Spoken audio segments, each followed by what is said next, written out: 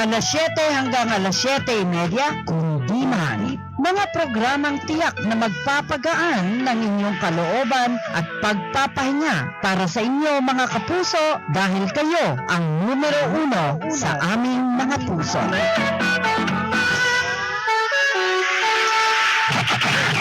Ngayong 2020, tuloy-tuloy ang DYSP Super Radio sa pagbibigay ng serbisyo na walang kinikilingan, walang pinuprotektahan, serbisyong totoo po lamang. Narito na ang mga programang patuloy niyong dapat tutukan tuwing araw ng Sabado dito lamang sa 909 kHz Super Radio Sabado, alas 5:30 hanggang alas 8 ng umaga. Maiinit na balita at komprehensibong talakayan ang gigising sa inyo sa programang Bangon na Kapuso, Balita na, Bakabi sa Super Radio, kasama si Super Junfred Calamba, alas 8 hanggang alas 10 ng umaga. Alamin ang inyong mga karapatan at matuto ng mga batas sa kompanyero ni Rod Evangelista at Attorney Noel Aquino, alas 11 hanggang alas 12 ng tanghali. Boses ng balita, muling balikan ang mga balita sa nakalipas na buong linggo, kasama si Super Rodel Guzman, alas 12 hanggang alauna ng hapon. Makilahok sa talakayan at debate sa opinyon ni Super JB Warich, alauna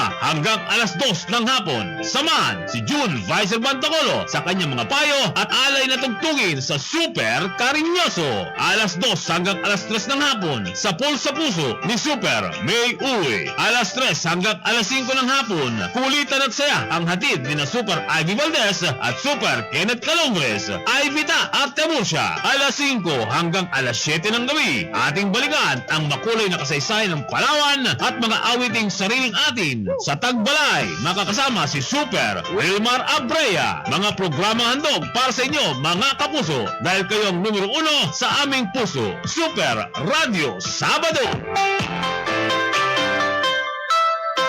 Dito sa GMA, naniniwala kami na ang nagbabalita dapat walang kinikilingan, walang mga interes na pinoprotektahan, walang pinapangalagaan, kundi kapakanan ng sambayanan at katotohanan. Balitang walang bahid, walang labis, walang kulay. Serbisyong totoo lang. Ito ang serbisyong totoo. GMA.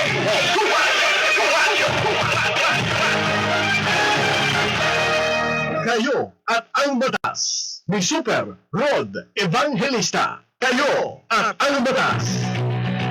Ayon mga kapuso, magandang hapon.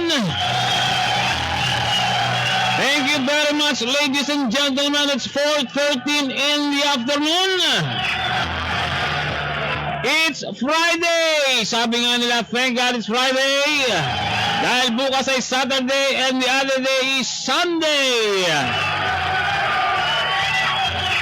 Tayo po'y magkakasama pa rin. Tayo po'y magkakaulayo pa rin sa impapawid hanggang alas 5 po ng hapon. Ngayong araw na ito ng Biyernes, sumatatal.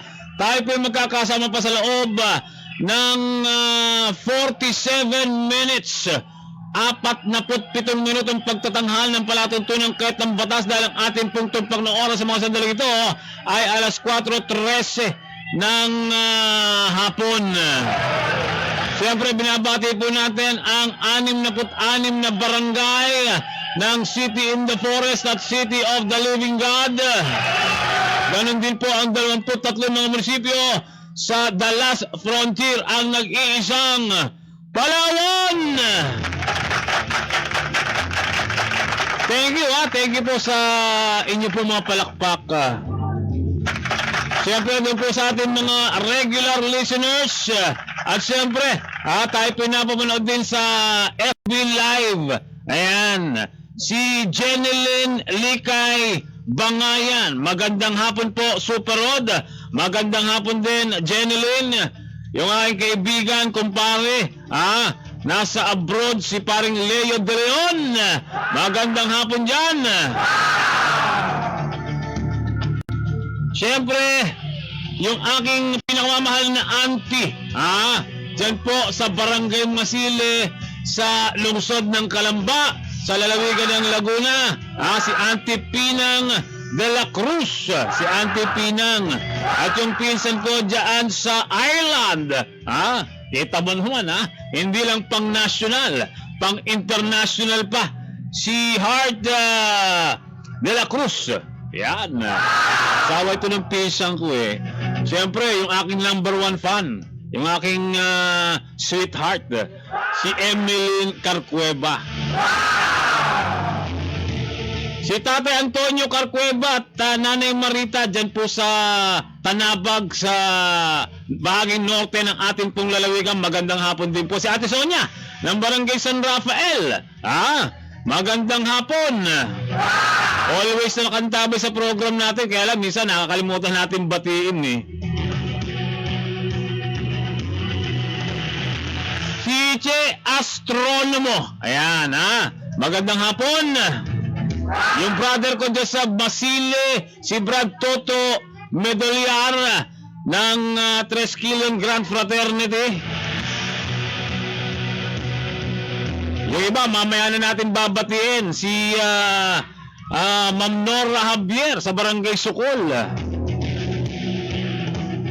At sa mga libo-libo nating taga-subaybay dito po sa lungsod ng Puerto Princesa at sa lalawigan ng Palawan, good afternoon. Ang lungsod ng Puerto Princesa at lalawigan ng Palawan, nasa kasalukuyan po ay nasa General Community Quarantine, GCQ. Mula po sa pagiging Enhanced Community Quarantine. Yung ibang mga lugar, dyan po sa Kamaynilan, nagpapatubad ng Extreme Community Quarantine.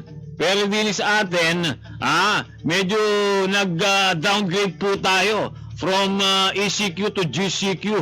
At hari naman po yung mapanatili natin yan hanggang 15. Ang ibig ko sabihin, sana hanggang 15, wala pa rin po tayong positive case of COVID-19. Therefore, pagkatapos po ng 15, baka sakali po ay totally balik na po yung community quarantine at tayo magbalik na sa normal. Kasi napaka-abnormal pa rin ang sitwasyon ngayon eh. Si Michael De Leon is watching. Si Cecil Bacartos Marquez, good afternoon po. Live watching from Kuwait. Babati po sa Barangay Bagong Bayan, Marquez family at Kahilo family. Binabati din natin ang bayan ng Dumaran, a beautiful place in Palawan. Sabi ko nga kahapon sa mga susunod na pagkakataon, ito pong Dumaran ay talagang dadagsain na din po ng ating mga turista. Kinakailangan na lamang dito maisaayos po yung mga kalsade. Para sa ganun hindi naman magkapobya yung mga turistang dadaan dyan sa mga lansangan nila dyan. At dahil yun po yung araw ng Biyernes, bukas Sabado, ang aking pong paanyaya na sa inyo pong lahat. Sabado, tayo po ay alas 9 hanggang alas 10 na po ng umaga bukas. 1 oras na lamang po tayo para bigyang daan yung pong palatuntunan ng provincial government sa pamagitan po ng Provincial Information Office. Kinakailangan yan para po sa mga impormasyon patungkol po sa mga ginagawa at mga programa ng ating pong provincial government. Lalo ngayong panahon ito ng COVID-19, ng General Community Quarantine sa 23 munisipyo sa buong lalawigan ng Palawan. Para malaman po ng mga taga-munisipyo yung po mga pinagkakaabalahan, yung po mga proyekto at programa at anong ginagawa sa kasalukuyan ng ating provincial government sa problema. Bukas po yan 8 to 9. Then after ng programa ng Provincial Information Office, yung pong ating palatuntunang kompanyero from 9 to 10 in the morning. At pag-uusapan natin bukas na napakalaga. Napapanahon. Kasi nito mga nakalipas na araw, kita nyo naman yung batikos doon po sa PhilHealth dahil lang po doon sa pagdadagdag sana ng kontribusyon ng mga overseas Filipino workers natin. Umana ng sangkaterbang batikos, samot-saring reaksyon, lalo tigit mula sa mga OFW natin, mga tinaguriang bagong bayani ng ating pong bansa. Buruin nyo, tatasan sana yung kanilang yung kanilang kontribusyon. Pero buti na lamang, sabi ni Pangulong Rodrigo Duterte, voluntary na lang daw. Alam nyo ba kung saan nagmula, anong batas yung nagbibigay kapangyarihan doon po sa PhilHealth para magdagdag ng kontribusyon mula po sa mga OFW? Yan po ang Republic Act 11223. Ano itong RA 11223 nito? Ito po yung Universal Healthcare Act, mga kapuso.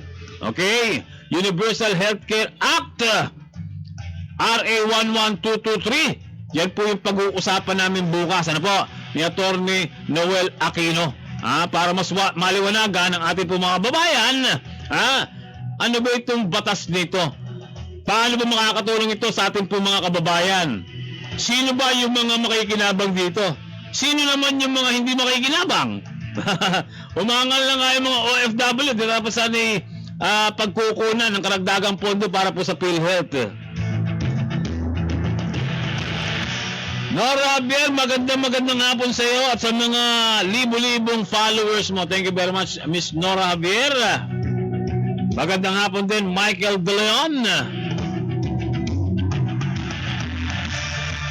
Doon po sa ating mga kapuso dyan po sa bayan ng Aborlan, magandang hapon. Ganon din po dyan sa bayan ng Nara. Malakas po tayo napapakinggan dyan. Napakarami po nating taga-subaybay dyan.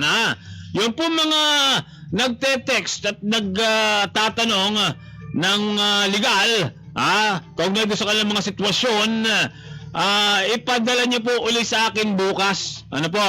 At tayo po ay tutugunin natin yan sa pamagitan ni Attorney Noel Aquino. Meron pala tayo siyang nakasalang pa, Attorney, baka nakikinig ka. Yung nagreklamo din, nagpaabot din ng concern last Saturday patungkol doon sa babayaran sa sangla.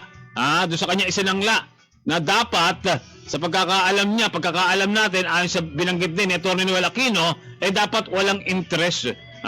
Kaya lang kinuha ng interest, 1% ata yun. Bagamat maliit, kaya lang, sabi nga niya, ang pinaglalaban natin dito, hindi sila sumunod sa batas. Hindi sila sumunod dun sa itinatadhana ng bayanihan, Heal as One Act. Alright, sa ating po mga pag-uusapan ngayon pong hapong ito ng Biyernes 8 sa buwan ng Mayo taong 2020. Atin pong pag-uusapan yung pong mga kaalaman sa benepisyo sa maliliit na negosyo base po sa katanungan nito pong si Ben. Nais daw malaman nitong si Ben kung meron bang batas na nagbibigay ng mga benepisyo para sa mga maliliit na negosyo.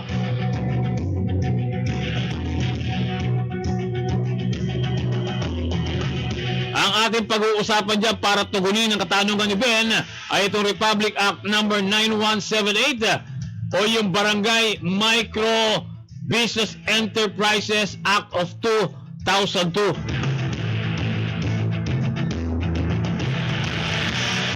Atin din pong pag-uusapan para po sa ating mga kababaihan yung mga karapatan ng mga babaeng manggagawa.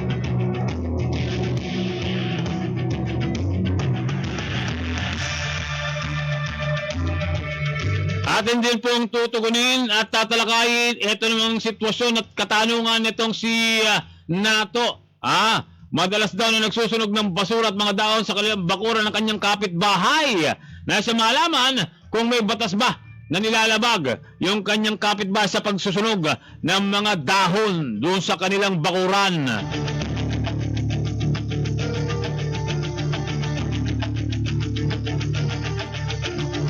At panghuli, may tuturing ba daw na published work ang akda na ipinost sa social media? Ito sa pamagitan po ng katanungan nitong si RV. Good afternoon sa aking business partner and friend Peter Atazanob. Nanonood sa atin ngayon. Magkikita kami ngayon sa sa Libis. Okay, wait for me there, Peter. Okay. Si Kuya Benny Gibara nanonood din. Yung pinsan kong si Eric Kilitis. At yung aking kapatid na si Roel Totong Laki de la Cruz. Pangalan po natin partner sa Bagay Technical, Super Ligaya Haralbe. Ako po inyong mga kasama, ROD, Rod Evangelista. Bumabati po at nagpupugay sa inyo ng isang mapagpala, mapagpalay at isa pong makakalikasang hapon ng Biyernes sa inyo pong lahat. Kayo at ang batas ni Super Rod Evangelista. Kayo at ang batas.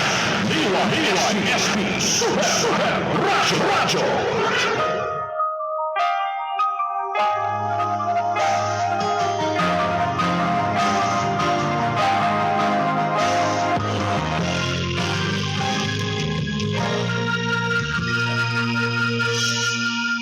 Alinmang sulok ng daigdig ang usig.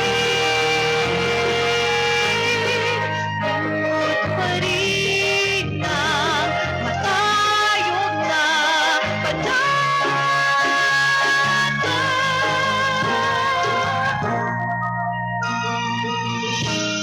Kapuso tayo, tapat sa pagbabalita. Kapuso, ikaw at ako.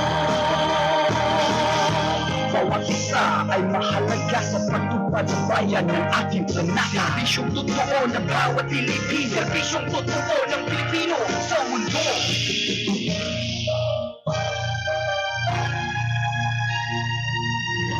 Katotohanan ng magpapasulong sa bayan.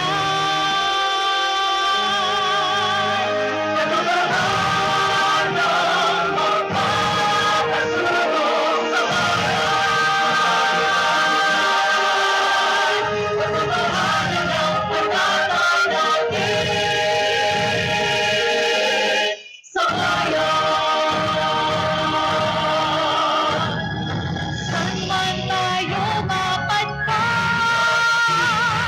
sa ating panatang pagsulong para sa bawat isa. Katotohanan ng magpapasulong sa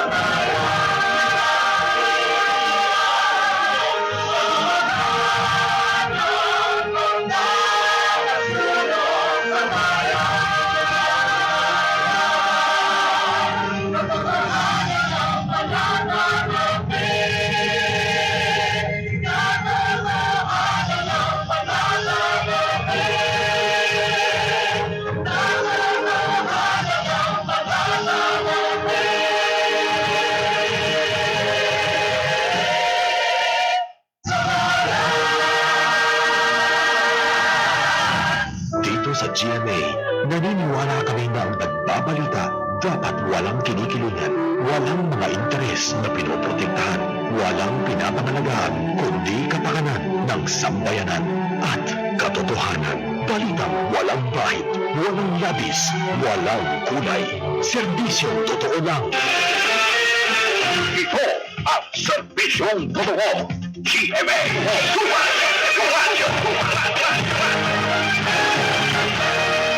Kayo at ang batas ni Super Rod Evangelista. Kayo at ang batas.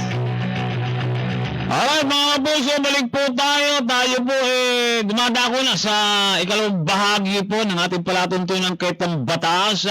At ating pong pag-uusapan, unahin natin ito pong katanungan. Ito pong si Ben. Nais malaman nitong si Ben kung meron ba daw batas na nagbibigay ng mga benepisyo para sa mga maliliit na negosyo. Ano itong mga maliliit na negosyo ito? Halimbawa, mga karinderya, di ba? Tapos yung mga sari-sari store, maliliit na negosyo ito na usually nasa mga looban ng barangay.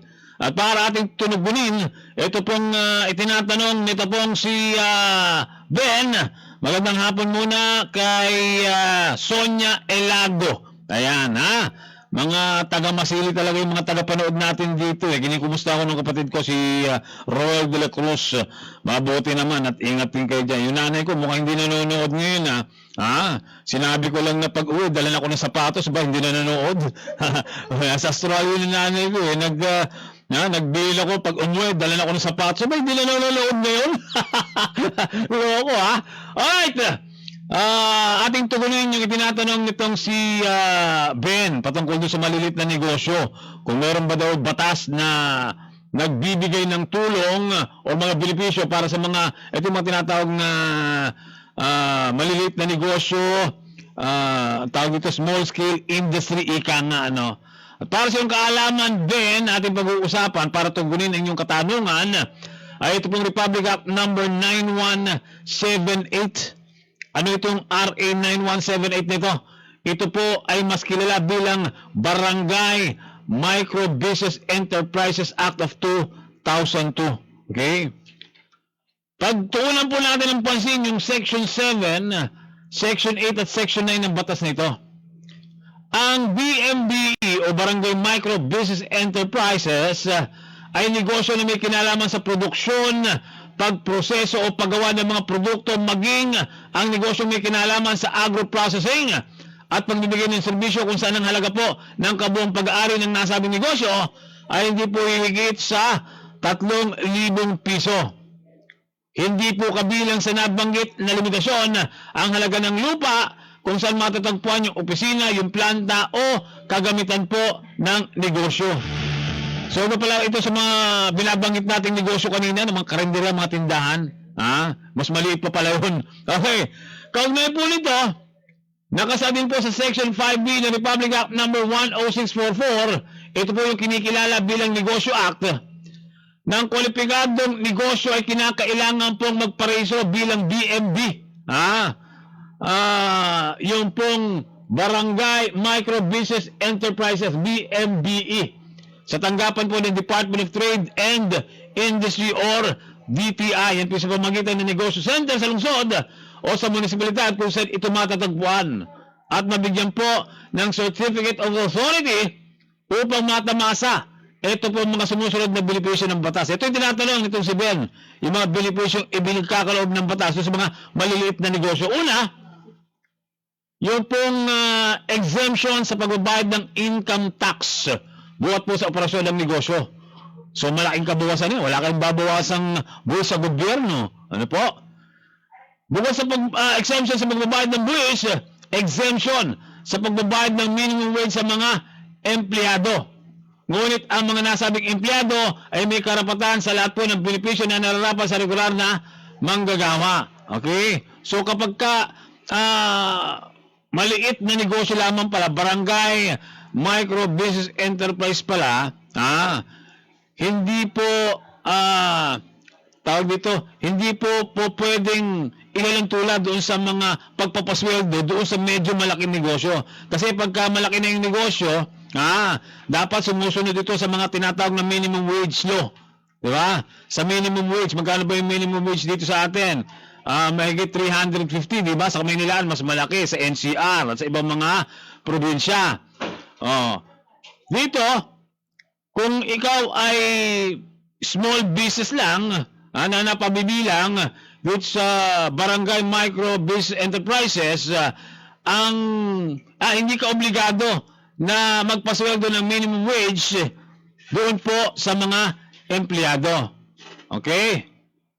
Pangatlo, pagkakaroon po ng pagkakataon na mangutang sa Land Bank of the Philippines, sa Development Bank of the Philippines, the Small Business Guarantee and Finance Corporation, and the People's Credit and Finance Corporation para po sa pangangailangan pinansyal ng BMBE. Priority sila. Bibigyan sila ng pagkakataon na makapangutang para pandagdag puhunan doon po sa kanilang negosyo. Okay? So, ito, ulitin natin. Kasi ang tinatanong nga po ni Ben, yung mga benepisyo ng mga maliliit na negosyo sa ilalim po ng ating batas. At ang pinag-uusapan nga po natin batas dito ay ito pong Barangay Micro Business Enterprises Act of 2002 o yung Republic Act number 9178. Ulitin lamang po natin. Ano ba yung mga benepisyo para sa kapakanan ni Ben at ng ating po mga kababayan? Yung mga nagnanais magnegosyo. Una po ay exempted sa pagbabayad ng income tax mula buhat po sa operasyon ng negosyo. Pangalawa, exemption sa pagbabayad ng minimum wage sa mga empleyado. Ngunit yung mga nasabing empleyado ay may karapatan sa lahat po ng benepisyo na nararapat sa regular na manggagawa. Tulad po limbawa ng yung SSS. Kinakailangan po yun. Dahil yun po ay para sa kapakanan ng po naturang empleyado. Okay? At pagkakaroon po ng pagkakataon ng mga utang doon sa iba't ibang government financial institution. Alright?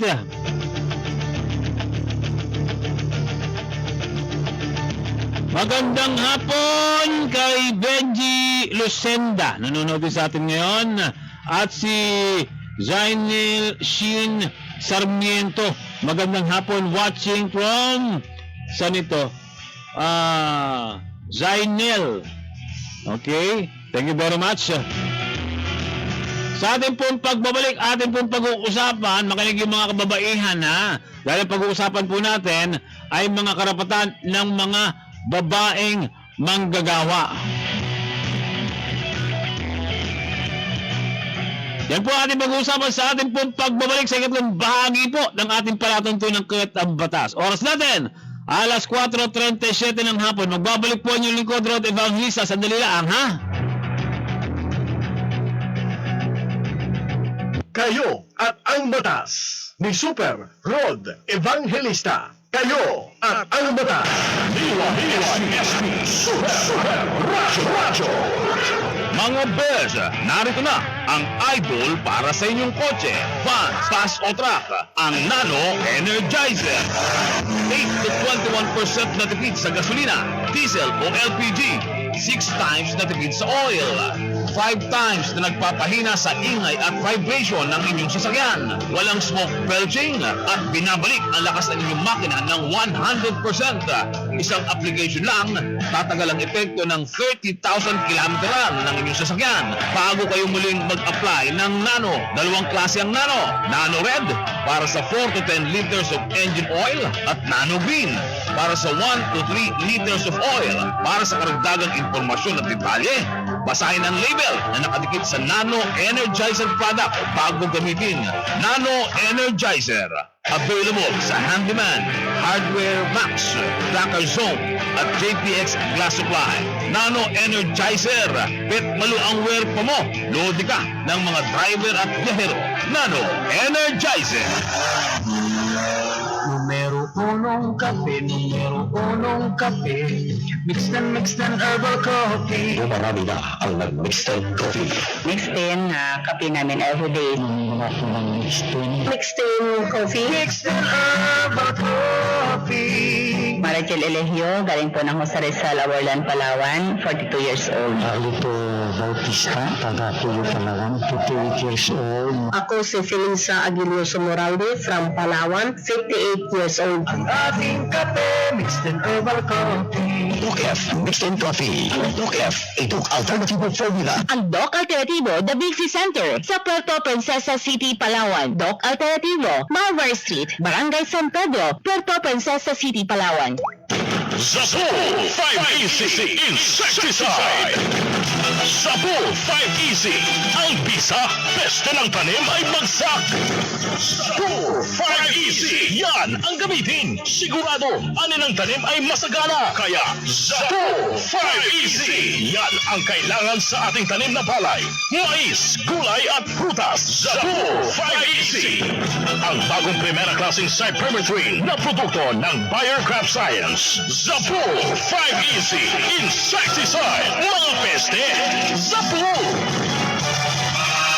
Mabibili sa Palawan Poultry and General Merchandise at sa mga agricultural supply. Hello, I'm Dr. Nino Reguilo. Feeling really blessed with my 2 sons who are doing very well and a new dental clinic that's doing even better. More with my good health and energy. MX3 has very low sodium content, cholesterol, and fat-free. It's good for my health. Feeling more blessed? Yes! Feeling an extraordinary. Yes na yes with MX3. Mahalagang paalala, ang MX3 capsule ay hindi gamot at hindi dapat gamitin panggamot sa anumang uri ng sakit.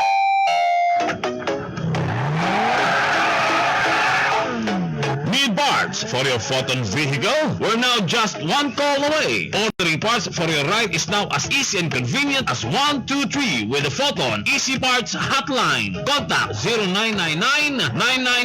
0999-999-9996 and be assisted by our Easy Parts representative to avail genuine parts today.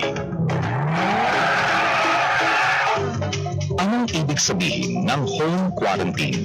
Ito po ay kusang pananatili sa loob ng bahay sa loob ng 14 na araw. Ang mga taong ito ay walang sakit, pero galing sa lugar kung saan laganap ang isang nakakahawang sakit. Ang hakbang na ito ay upang malimitahan ang pagkalat ng sakit. Makipag-ugnayan sa pinakamalapit na health facility, basta't laging handa at sama-sama. Kaya natin to. Hatid sa inyo ng PCOO, DOH at ng impilang ito. Ito ang serbisyong totoo. GMA.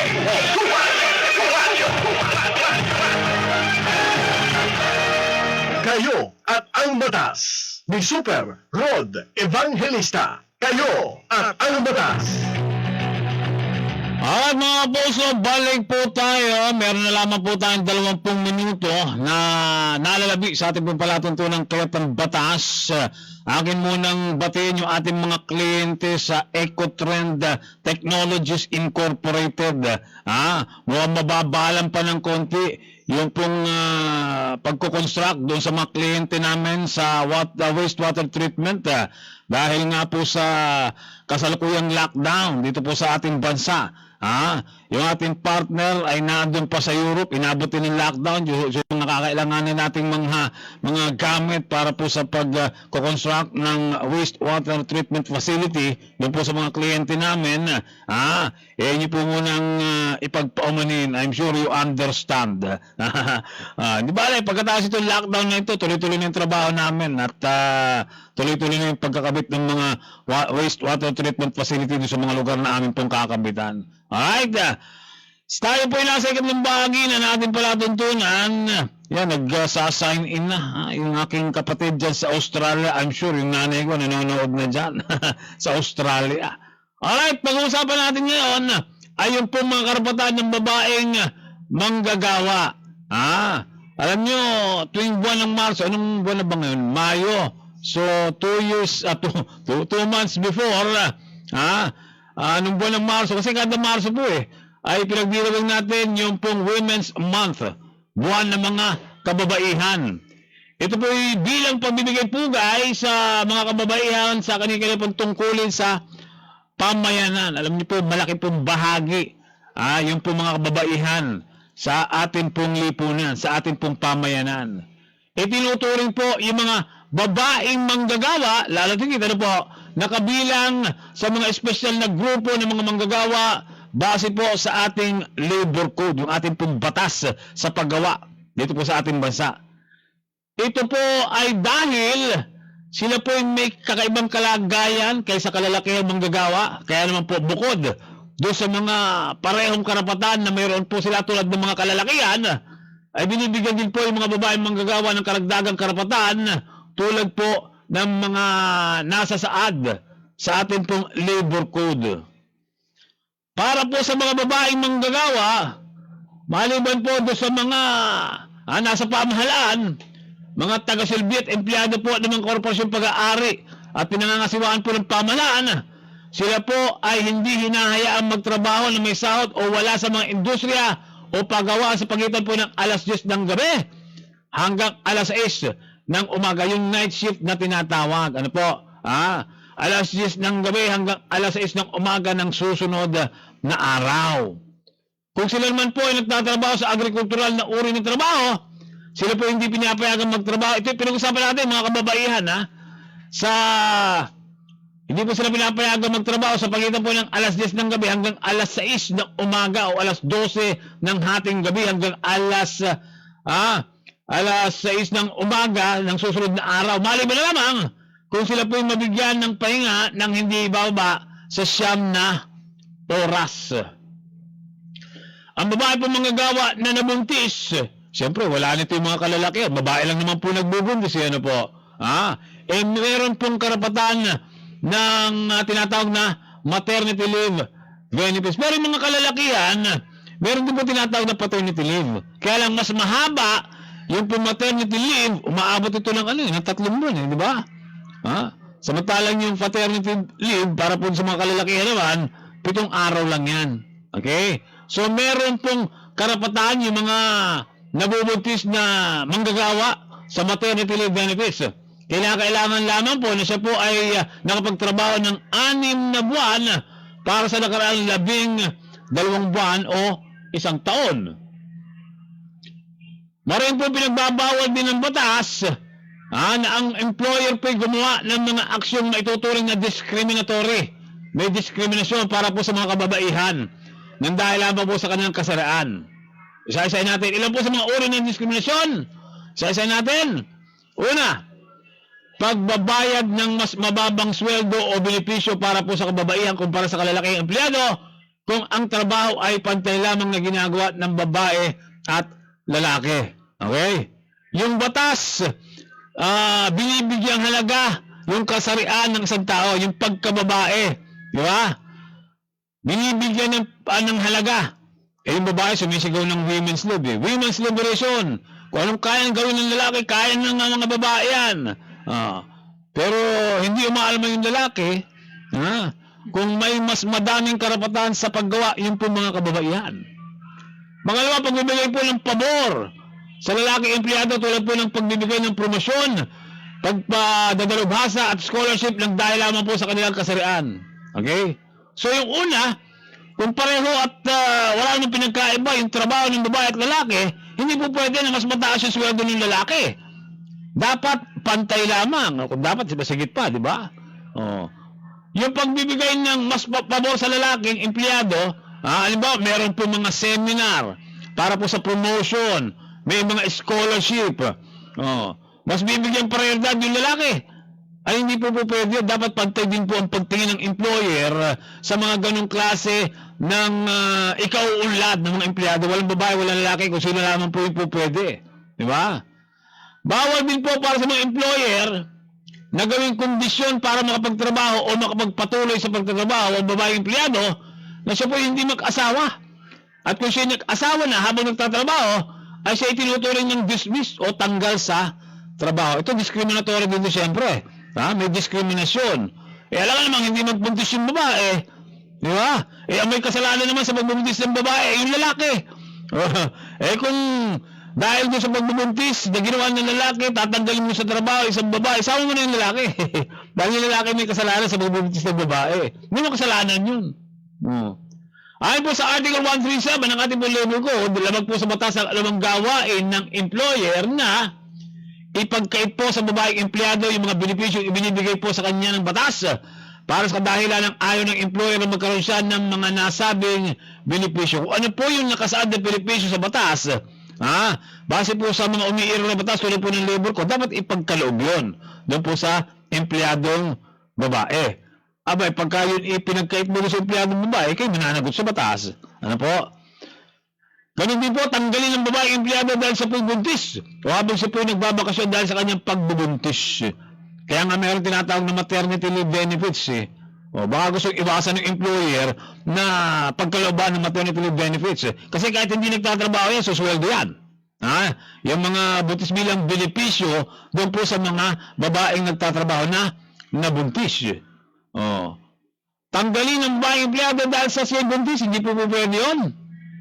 Hindi po maaari, hindi uubra yun. Kaya nga may maternity leave benefits. Tuloy-tuloy po siya sa pagtanggap ng sweldo hanggang matapos po yung maternity leave.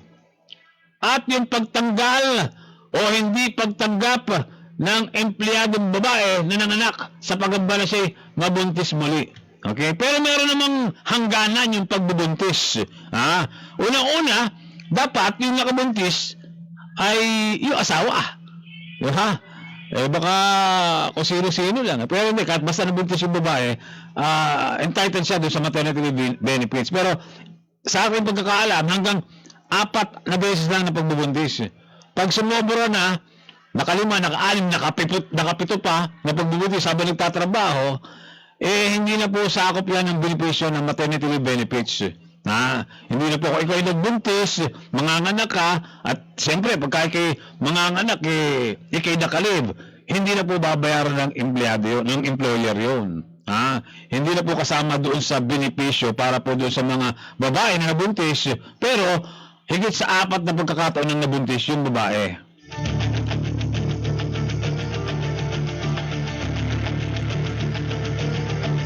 Oras oras natin, alas 4:49 po ng hapon. Yung pinsan kong si Tatoy, at Tatoy ng tawagin namin ito, nung mga bata pa kami. Arthur de la Cruz, from Barangay Makiling, dyan sa Calamba, Laguna, at sa kanyang anak na si Arlene. Kung daw nagkakamali, nanonood sa atin ngayon.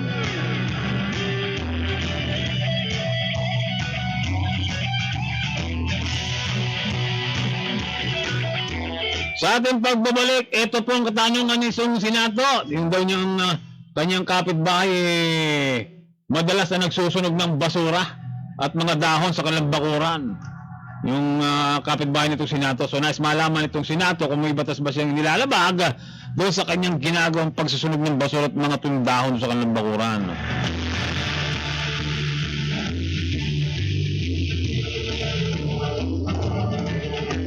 At panghuli, ito kasi yung mga di ba, yung mga frustrated writer, frustrated songwriter, o kung ano mang isinusulat. Kasi pagka ikaw ay gumawa ng kanta, at yan po ipinapatent mo, o yan po ay gusto mong sumikat, di ba? I-re-record mo yun eh. Hahanap pa ng recording industry na pwedeng tawag dito, kunin yung kanta or gamitin yung kanta. Mahirap makapasok sa isang recording industry, sa isang recording company. Ngayon, madali na lang, di ba? Maraming mga kanta ngayon na sumisikat dahil sa internet, YouTube, Facebook, di ba? So, ang tanong, may tuturog bang published work yung akda na ipinopost po sa social media? Ba, mga short stories, yung mga ganyan, mga tula, mga kanta.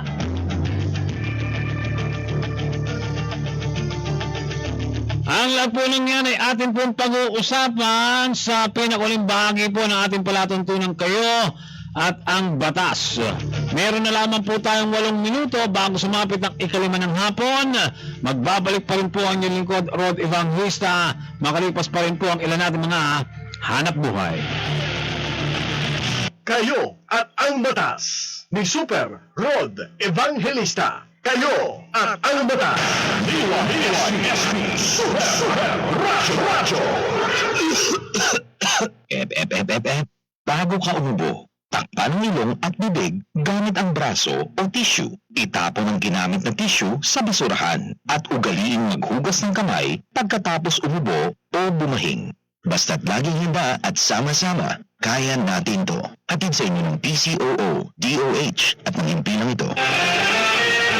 Ito ang serbisyong totoo.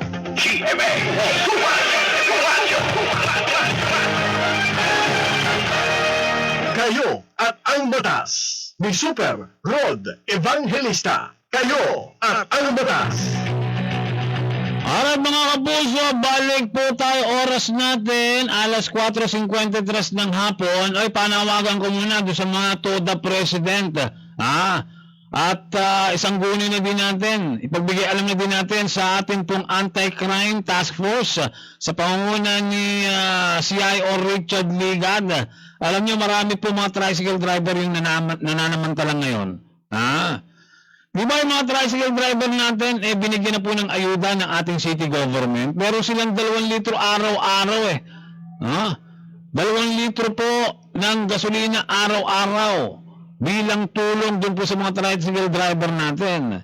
At yung pong dating minimum fare na 10 piso na dapat isingilin sa mga pasahero, binigyan po ng authority sa pamamagitan po ng isang ordinansa na hanggang nasa ilalim po tayo ng general quarantine or community quarantine, magiging 20 pesos.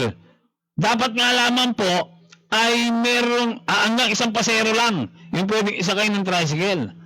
Ang problema ngayon, nakikita natin lalo tingin sa may mga kanto-kanto sa Westcomb Road, dito sa may bahagi ng Lubis. Sinasamantala ng ilang mga driver. Nakikita natin. Kasi dapat ang sakay lamang po ng tricycle, isa lang. At ang sigil sa pasero, 20 pesos. May nakikita ko, nagsasakay din ng 3.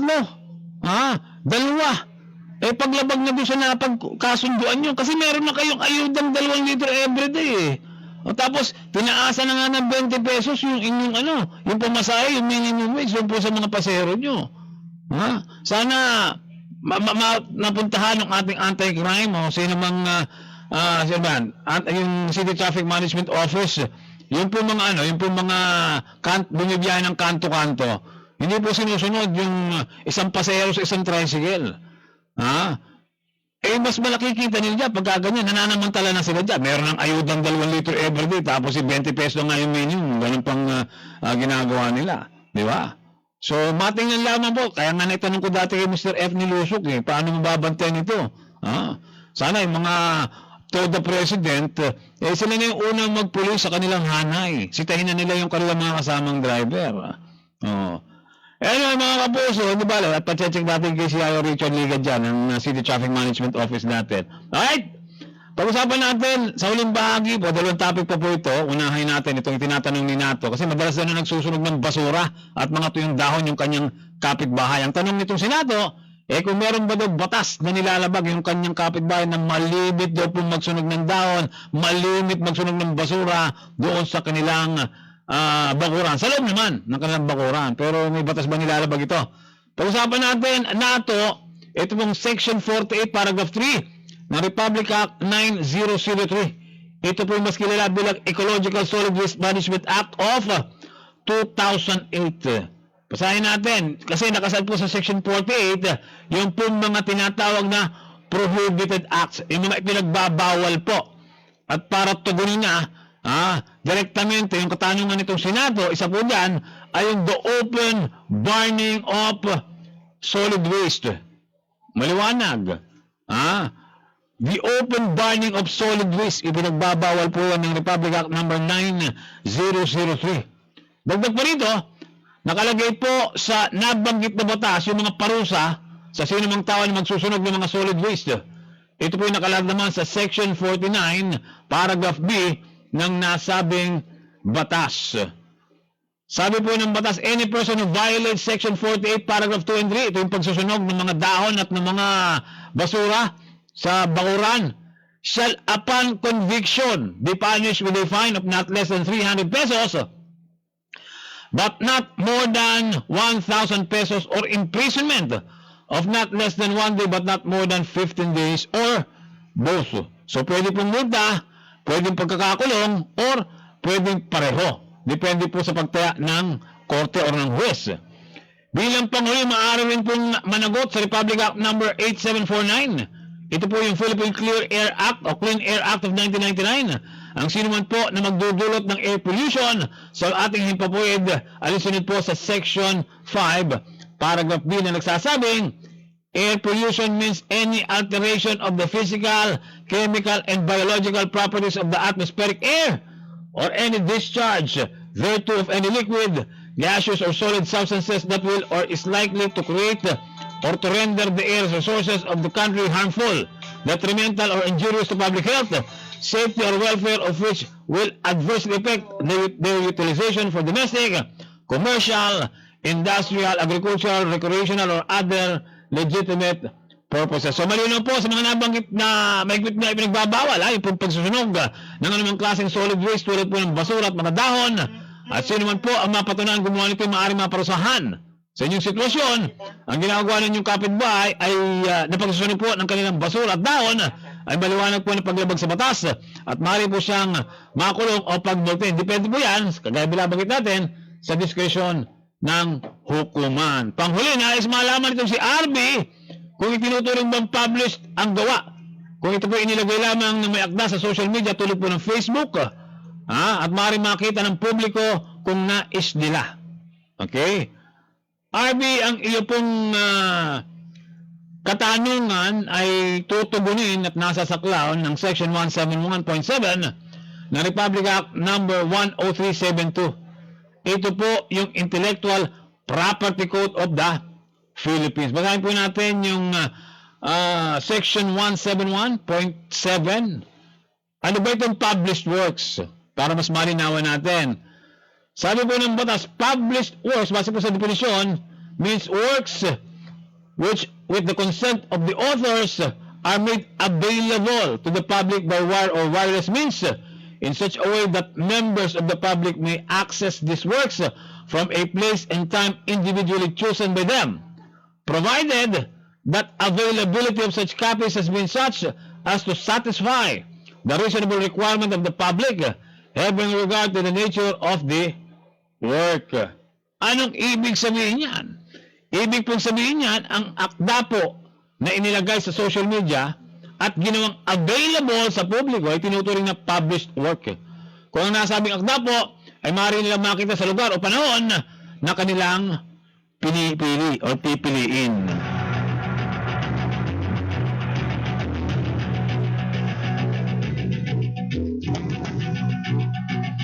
Kay Heart de la Cruz, babay na daw. Next time uli. Bye-bye!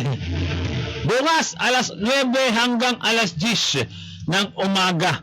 Sabado para po sa ating palatuntunang kumpanya. Kasama po natin si Atty. Noel Aquino na pag-uusapan po natin itong Republic Act number 11-22-3 o itong Universal Healthcare Act, mga kapuso.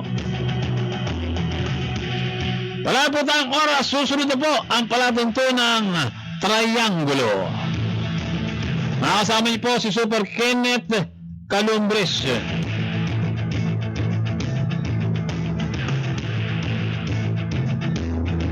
Pero bago tayo magpaalam, puntahan muna natin si Super Wilmar Abrea para sa kanyang COVID-19 update. Super Wilmar, pasok!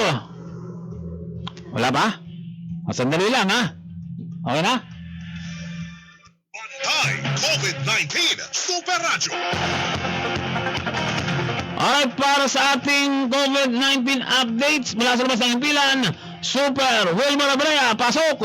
Magandang hapon sa Parod, para sa ating COVID update ngayong mag-oras nito, nakatagdag sa ilalim sa rapid diagnostic test ang nagabaging isda na mga taga-lungsod na inabutan ng lockdown dyan sa Occidental Mindoro at ngayon ay nandito na sa lungsod ng Punta Princesa dyan sa Erawan Agricultural Center.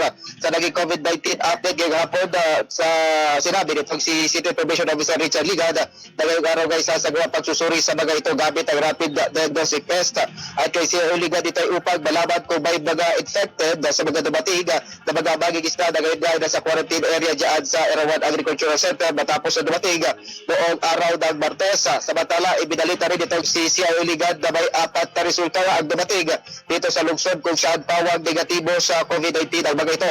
Adya, isa sa 4 na negatibong resulta ay mula sa PUI death na isang lalaki na nag-iedad na 21-25 taong gulang mula sa Urban Barangay ng lungsod. Yan ay nasawi noon pang Mayo at 3. Samantala, sa ngayon ay 24 ang kabuang suspect case sa lungsod habang wala naman na italang probable panibagong confirmed case ng COVID-19 sa lungsod ng Punta Princesa. Yan ang ating COVID-19 ngayong oras nito. Ang inyong kapuso Super Wilmar Abrea na kinikiligan mo na pinaprotektahan Super Radio number 1. Hi, COVID-19 Super Radio. Thank you very much, Super Wilmar Abrea. Nagatid po sa atin ang tumpang na oras, alas 5:03 ng hapon. Sa kanan po natin naging partner sa bagong technical, Super Ligaya Haralbe. Ako po niyo nakasama, ROD, Rod Evangelista na nagsasabing, sa paglilingkod sa bayan, hindi po importante ang talino. Tandaan yan. Ang kailangan sa mga nagsiservisyo, puso. Serbisyong may puso. Sa inyo po aming mga kapuso, kayo po ang numero 1 sa Super Radio. Kaya kami po patuloy na mag-ahatid ng serbisyo na walang kinikilingan, walang pinoprotektahan. Paalam na po. Happy weekend mga kapuso! Kayo at ang batas ni Super Rod Evangelista. Kayo at ang batas. DYSP Super Radio. Ang oras ay ganap ng alas 5 ng hapon. Ang oras na ito ay hatid sa inyo ng Nido 3 Plus. Protect your number 1 with a new Nido 3 Plus. Toddler milk for 3 years and ang oras ay hatid sa inyo ng Safeguard. Wash hands.